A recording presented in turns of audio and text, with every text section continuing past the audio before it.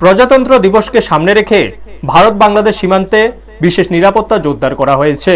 মধ্যরাত থেকে ভোর পর্যন্ত খোয়াই থেকে সিমনা পর্যন্ত ছুচুন্দর নালা সীমান্ত এলাকা জুড়ে পুলিশ, টিএসআর ও বিএসএফ এর যৌথ টহল পরিচালনা করছে। প্রায় 23 কিলোমিটার বিস্তৃত এই সীমান্ত এলাকা পরিদর্শনে ডগ স্কোয়াড সহ বিভিন্ন ইউনিট অংশ নিচ্ছে। এই অভিযান পরিচালনা করছেন খোয়াই মহকুমা পুলিশ আধিকারিক ডি কুয়েদা রাসু।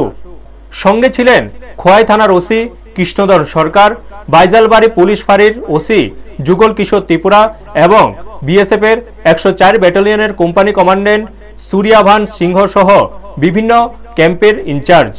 নিরাপত্তা বাহিনী পায়ে হেঁটে এবং যানবাহনে চেপে সীমান্তের গুরুত্বপূর্ণ পয়েন্ট, সংবেদনশীল এলাকা এবং চলাচলের সম্ভাব্য রুটগুলো মনিটর করেছেন। প্রশাসনিক সূত্রে জানা গেছে, এই ধরনের যৌথ টহল প্রজাতন্ত্র দিবসের আগে কোনো অপ্রীতিকর ঘটনা এড়াতে এবং সীমান্তবর্তী এলাকা শান্তিপূর্ণ রাখতে গুরুত্বপূর্ণ ভূমিকা রাখে।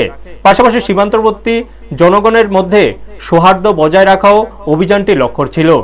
স্থানীয়রা নিরাপত্তা বাহিনীর সক্রিয় উপস্থিতি দেখে স্বস্তি অনুভব করেছেন।